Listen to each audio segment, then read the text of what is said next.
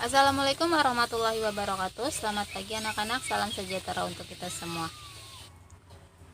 Hari ini kita masih bertemu kembali di pelajaran biologi. Sebelum kita melaksanakan pembelajaran hari ini, alangkah baiknya kita berdoa menurut kepercayaan kita masing-masing.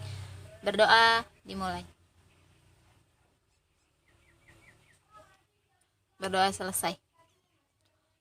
Oke, kita masuk di bab 3, yaitu tentang klasifikasi makhluk hidup.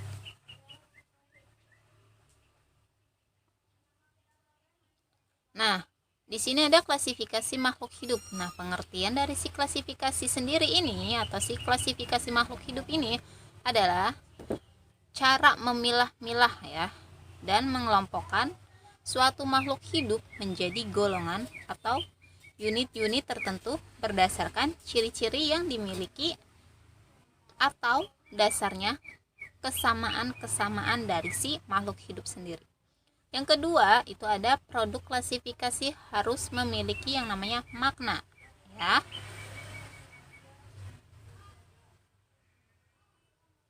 Nah, tujuan pembelajaran kita hari ini yaitu yang pertama, merumuskan arti sistem klasifikasi. Yang kedua, menguraikan tujuan klasifikasi. Yang ketiga, menjelaskan proses klasifikasi berdasarkan persamaan dan perbedaan ciri-cirinya. Yang keempat, merancang kunci determinasi berdasarkan objek yang diamati. Yang kelima, yaitu membuat klasifikasi makhluk hidup. Nah, ini ada proses klasifikasi, di mana proses klasifikasi ini makhluk hidup ini dikelompokkan berdasarkan persamaan dan perbedaan. Ya. Yang pertama ini klasifikasi sistem alami. Nah, berdasarkan ciri morfologi, anatomi, dan fisiologi. Yang kedua, klasifikasi filogeni, yaitu seperti ciri-cirinya, ciri morfologinya, anatomi, dan fisiologi, sejarah evolusi. Ya.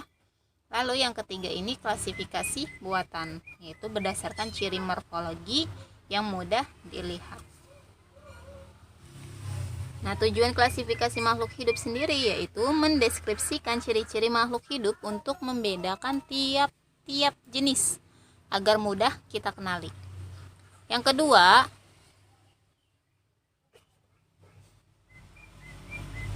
itu mengelompokkan makhluk hidup berdasarkan ciri-cirinya. Yang ketiga, mengetahui hubungan kekerabatan antara makhluk hidup dan mengetahui evolusi makhluk hidup atas dasar kekerabatannya. Yang ketiga ini ada dasar klasifikasi makhluk hidup. Yang pertama, berdasarkan ukuran tubuhnya. Yang kedua, berdasarkan lingkungan tempat hidupnya. Yang ketiga, berdasarkan manfaatnya. Dan yang keempat, berdasarkan jenis makanannya. Nah, ini merupakan tahapan-tahapan taksonomi atau pengelompokan makhluk hidup. Yang pertama ini ada identifikasi, yaitu pencirian organisme. Yang kedua, klasifikasi, yaitu untuk menyusun organisme dalam taksa. Ketiga atau si takson. Yang ketiga, ini ada nomenklatur, yaitu berdasarkan binomial nomenklaturnya. Selanjutnya ini ada sistematika, di mana sistematika ini merupakan kegiatan manusia melakukan klasifikasi dan memberikan nama pada kelompok-kelompok makhluk hidup. Taksonomi berasal dari bahasa Yunani yaitu takson yang artinya kelompok, dan nomos yaitu hukum. Taksonomi adalah cabang ilmu biologi yang bertugas mengadakan identifikasi semua makhluk hidup baik yang sekarang masih ada maupun dahulu yang pernah ada. Nah, ini merupakan urutan tingkat takson dari yang tertinggi ke yang terendah. Coba diperhatikan. Yang pertama ini ada tingkat takson pada tumbuhan, yaitu meliputi yang namanya kingdom, yang paling atas itu kingdom. Yang kedua ini ada divisi. Yang ketiga kelas. Yang keempat ordo. Lalu selanjutnya ada family. Lalu ada genus dan spesies. Sedangkan pada tingkat takson pada hewan ini, bedanya kalau di tumbuhan itu yang kedua dari tingkatan taksonnya itu divisi, sedangkan pada hewan ini adalah filumnya, ya. Lalu yang selanjutnya, yang ketiga ini ada tingkatan takson bahasa Indonesianya, ya. Ini di sini ada dunia atau kerajaan, kingdomnya, divisi filumnya pada tumbuhan, ya. Pada tumbuhan maupun hewan. Lalu ada kelasnya, bangsa, suku, marga, dan jenisnya. Nah, ini ada merupakan contoh klasifikasi, di mana contoh klasifikasi misalkan pada hewan, kingdomnya itu apa? Yaitu ada animalia. Filumnya Chordata. Kelasnya apa? Mamalia. Ordonya Primata. Familinya Homomidae. Genusnya Pongo. Spesies Pongo pimaeus. Itu adalah nama Latin dari si orang hutan Kalimantan. Nah, ini merupakan bapak taksonomi, ya, yaitu ada Carolus Linnaeus, ya, dimana klasifikasi sistem alami yang meliputi yang namanya morfologi, anatomi, dan fisiologi. Yang kedua, klasifikasi sistem filogeni, yaitu meliputi yang namanya sejarah evolusi. Yang ketiga ini ada klasifikasi sistem buatan, seperti contohnya morfologi yang mudah kita amati. Nah, taksonomi juga bisa disebut merupakan cabang ilmu biologi yang mengkaji, mengkelompokkan makhluk hidup. Ya, ini merupakan contoh di mana klasifikasi tumbuhan dan klasifikasi hewan yang tadi kita sebutkan, yang tadi Ibu sebutkan. Perbedaannya itu ada di nomor 2, ya. Jika pada tumbuhan itu divisi, sedangkan pada hewan itu merupakan filum. Nah, ini merupakan contoh tingkatan takson macan tutul atau si Panthera pardus. Ya, di mana kingdomnya ini dia ini meliputi animalia. Benar, ya. Dia adalah hewan. Yang kedua itu ada filum. Filumnya apa? Chordata. Kelasnya mamalia. Ordenya atau si ordonya yaitu Carnivora. Familinya Falidae. Genusnya apa? Panthera. Ya, spesiesnya Panthera pardus. Ini adalah tingkatan takson si macan tutul. Selanjutnya ini ada aturan penulisan nama ilmiah, ya. Dilihat dari si jenis taksonnya itu ada meliputi 7, ya, yaitu ada kingdom, filum, class, ordo, family, genus, dan spesies. Ya, di sini ada aturan penulis pada hewan dan tumbuhan. Ya, Manis javanicus. Manis javanicus ini merupakan terenggiling, ya, hewan terenggiling. Nah, bahasa Latinnya ini merupakan Manis javanicus, di mana manis ini merupakan genusnya, sedangkan javanicusnya itu merupakan spesiesnya. Dan yang kedua ini atau yang B ini merupakan Musa paradisiaca, yaitu nama Latin dari si pisang. Ya, di mana Musa ini terdapat yang namanya genus, sedangkan paradisiaca ini spesiesnya. Nah, sedangkan L ini merupakan nama penemu. Ya, kalau di sini tidak ada L berarti bukan nama penemu, cuma hanya memakai genus dan spesiesnya. Jika ada nama penemunya itu ya berarti ada ininya, contohnya seperti L.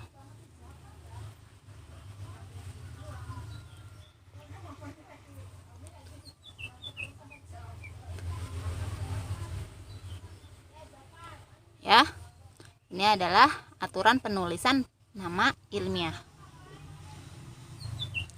Nah, jika penulisan pada nama ilmiah atau nama Latin, kalau misalkan kalian nulis di komputer, pasti di sini nama Latin itu harus dicetak miring, ya. Cetak miring. Di sini cetak miring dan di sini cetak miring. Ya, Sedangkan kalau misalkan kalian nulis di buku tulis kan tidak bisa ya, tidak mungkin atau tidak bisa dicetak miringkan ya.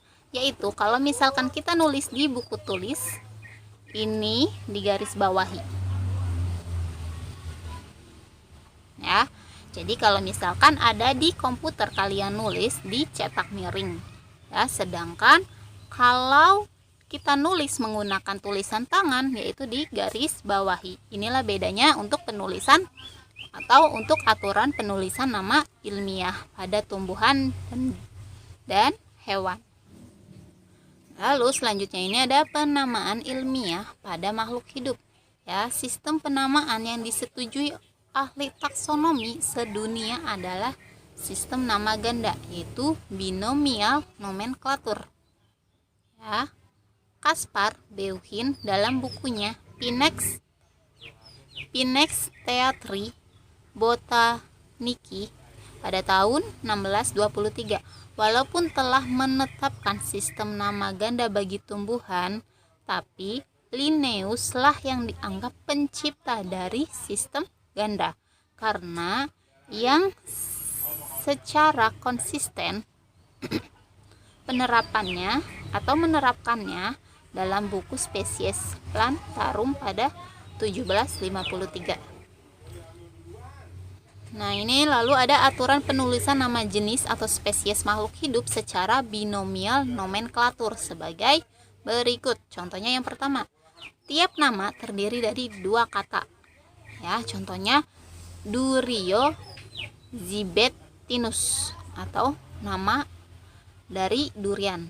Yang kedua, kata pertama adalah nama marga. Betul ya?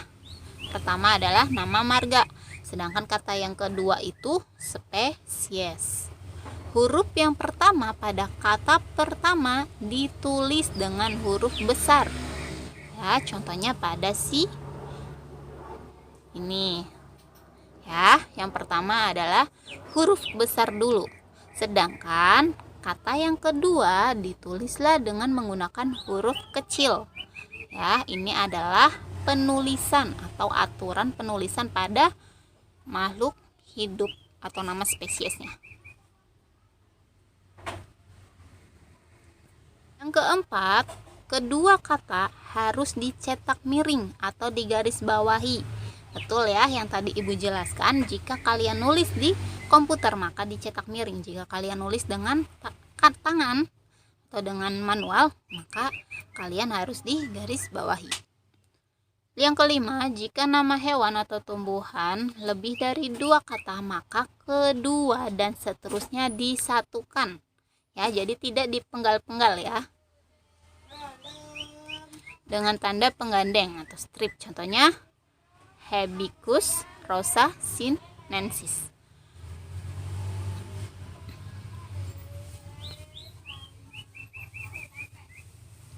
Yang keenam, pada tumbuhan tidak boleh merupakan tautonim, yaitu nama yang terdiri dari dua kata yang persis sama atau hampir sama seperti linaria. Contohnya pada nama hewan yaitu ada Pangasius yaitu lele dumbo atau lele jumbo ya. Selanjutnya ini ada jenjang takson ya atau penulisan klasifikasi pada tumbuhan dan hewan. Dimana ini ada 7 kingdom ya. Perbedaannya yaitu pada si urutan kedua ya.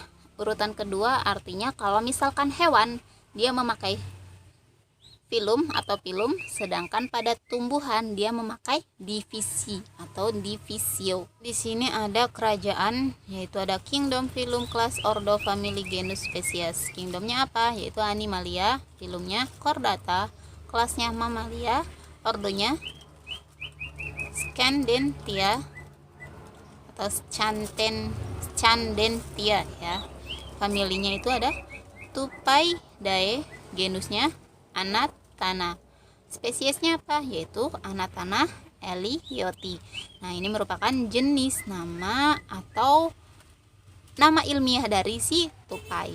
Nah, sedangkan yang tumbuhan ini atau yang bunga ini merupakan kerajaannya atau si kingdomnya itu ada plantae, divisinya itu Magnoliophyta, kelasnya Liliopsida, ordo Asparagales, familinya Orchidaceae, genusnya Laelia, sedangkan nama spesiesnya ini Laelia anceps, yaitu nama bunga atau nama latin dari si bunga anggrek. Ya, inilah merupakan tata nama ganda binomial nomenklatur.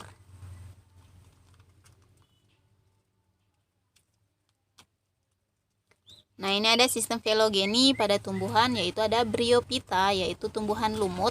Lalu yang kedua ini ada Pterodophyta, yaitu ada tumbuhan paku-pakuan. Lalu selanjutnya ini ada Gymnospermae, di mana misalkan Pinus, dan Angiospermae, yaitu bunga teratai. Selanjutnya ini ada contoh spesies dari si genus Panthera. Ya. Ini ada phylogenetic. Nah, ini adalah kingdom dari si Panthera, ya. Ordonya itu ada Carnivora, kingdomnya itu pasti Animalia ya, yaitu ordonya Carnivora. Familinya jika si Pteropardus yaitu ada Felidae, sedangkan pada si Mephitis dan Lutora yaitu ada Mustalidae familinya. Lalu yang ketiga ini ada Canis famillaris dan Canis lupus, yaitu pada si famili Canidae. Dan genusnya ini Panthera, pasti Panthera ya genusnya. Sedangkan Mephitis yaitu genusnya Mephitis. Lutora genusnya Lutora. Canis famillaris dan Canis lupus genusnya itu tetap Canis ya, atau si Canis. Spesiesnya ini ada Panthera pardus. Nah, sedangkan yang tanda kurung ini merupakan nama penemunya. Dan selanjutnya sama ya pada contoh berikutnya. Sedangkan yang dibuka kurung dan tutup kurung itu yang dikurungin adalah nama penemunya.